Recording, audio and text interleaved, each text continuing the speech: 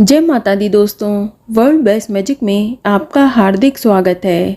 कैसे हैं आप सब? ये बताने के लिए कमेंट बॉक्स में जय माता दी जरूर लिखें। दोस्तों, आज इस वीडियो में वट सावित्री व्रत से जुड़े कुछ सवालों के जवाब दूंगी। तो सबसे पहला सवाल है कि यदि बरगद का पेड़ ना मिले तो फिर क्या करें, पूजा किस प्रकार करें?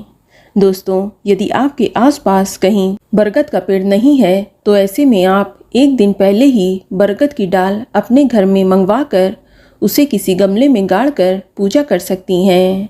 लेकिन ध्यान रहे कि आप वट सावित्री व्रत वाले दिन बरगद के पत्ते, टहनी या डाल आदि ना तोड़ें। या इसके अलावा जिन लोगों को बरगद की डाल भी नहीं मिल पाए तो यदि आपको बरगद के पत्ते ही मिल जाएं तो ये भी अच्छा है।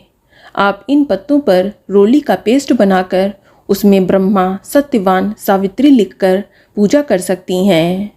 और यदि आपको पत्ते भी ना मिल रहे हों तो ऐसी स्थिति में आपके घर में यदि तुलसी का गमला है तो उसमें श्री हरि विष्णु जी की फोटो रखकर आप वट सावित्री व्रत की पूजा कर सकती हैं।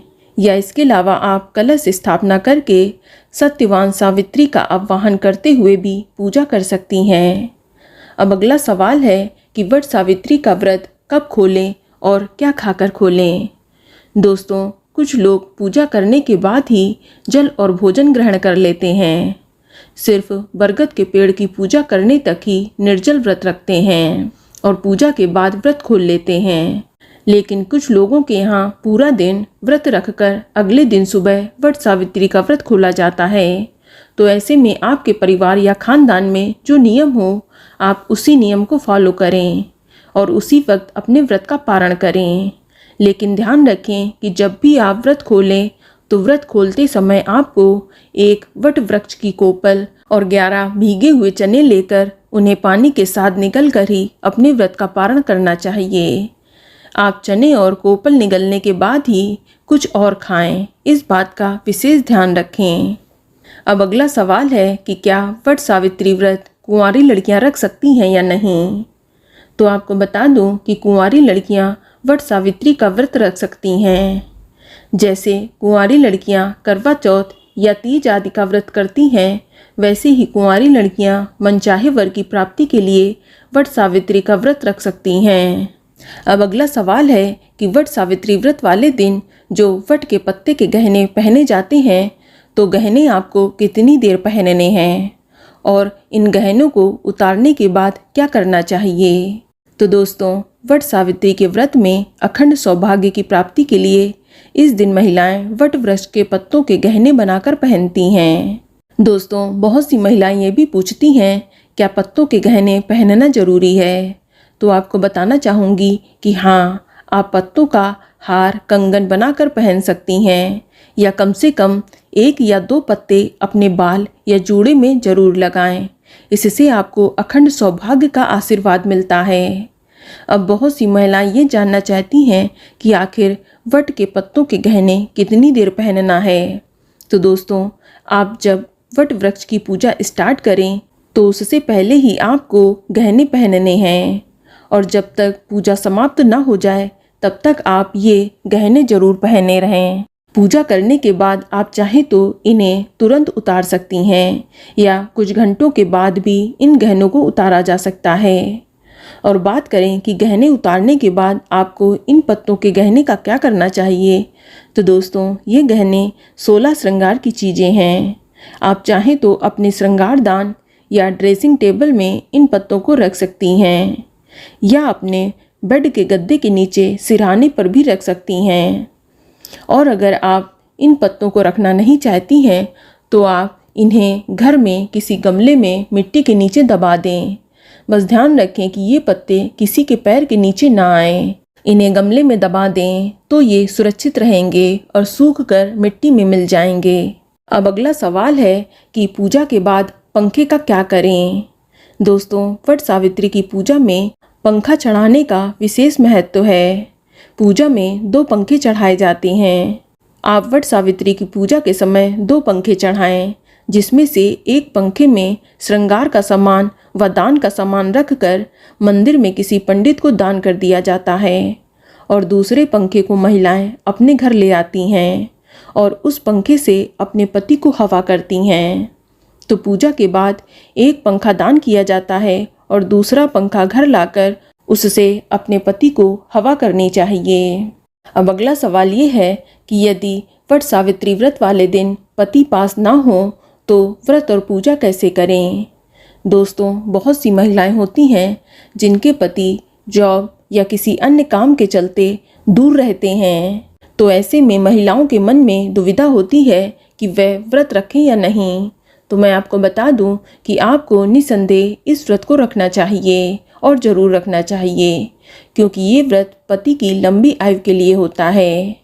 अब कुछ महिलाओं के यहाँ वट सावित्री की पूजा के बाद पति पूजन किया जाता है। पति को पंखे से हवा करी जाती है और उनके पैर छूकर आशीर्वाद उनका लिया जाता है। तो ऐसे में जिन महिलाओं के पति पास नहीं हैं और वे दूर हैं, तो आप पूजा करने के बाद वीडियो कॉल पर ही अपने पति के दर्शन करके उनका पूजन कर लें, उन्हें पंखे से हवा भी कर दें और उनका आशीर्वाद भी मांग लें। तो इस तरह से भी आप कर सकती हैं।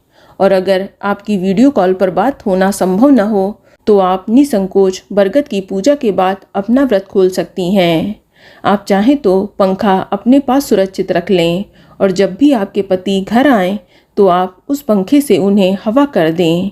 और चाहे तो कुछ सूखा प्रसाद भी उनके लिए रख सकती हैं, जैसे ड्राई फ्रूट्स वगैरह। जब भी वो आएँ तो आप उन्हें खिला दें।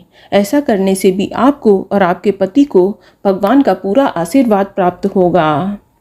अब अगला सवाल है कि यदि वट सावित्री व्रत वाले दिन पीरियड आ जाए तो पूजा कैसे करें।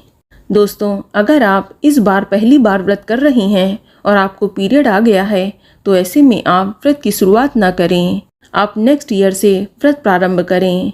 लेकिन यदि आप हर साल ये व्रत रखती आई हैं और इस साल आपको पीरियड आ गया है तो ऐसे में आप व्रत जरूर रखें, क्योंकि ये व्रत छोड़ा नहीं जा सकता है। यदि व्रत वाले दिन आपके पीरियड का पहला, दूसरा, तीसरा या चौथा दिन है तो इस स्थिति में आप सिर्फ व्रत रखें, लेकिन पूजा ना करें। आप अपने बदले घर की किसी अन्य सुहागिन महिला से, जैसे सास, देवरानी, जेठानी, ननद, उनसे पूजा करवा सकती हैं।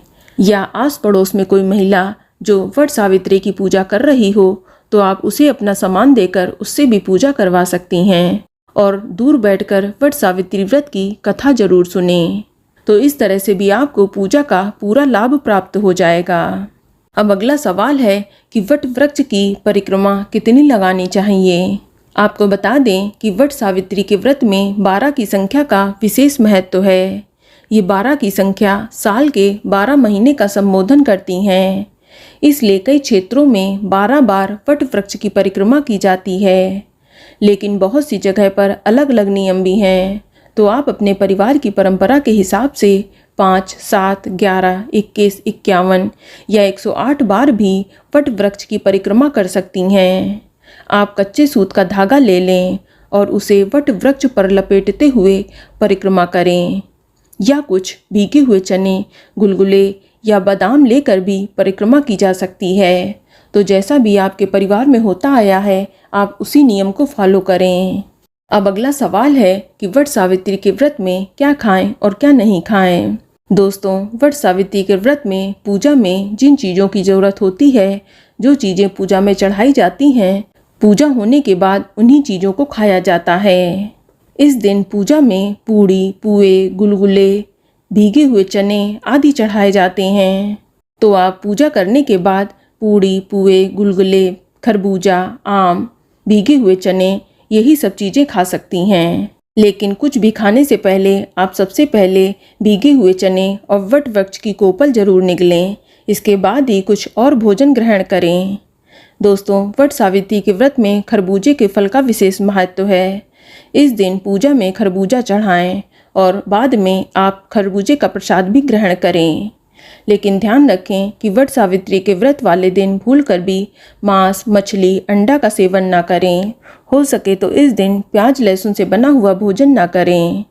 इस दिन सिर्फ सात्विक आहार ही ग्रहण करें। तो दोस्तों, ये जानकारी आपको अच्छी लगी तो कमेंट में जय माता दी जरूर लिखें। और अगर आपका कोई सवाल है तो उसे कमेंट बॉक्स में अवश्य पूछ लें। और इस वीडियो को लाइक करें, शेयर करें और साथ ही साथ चैनल को सब्सक्राइब करें। धन्यवाद।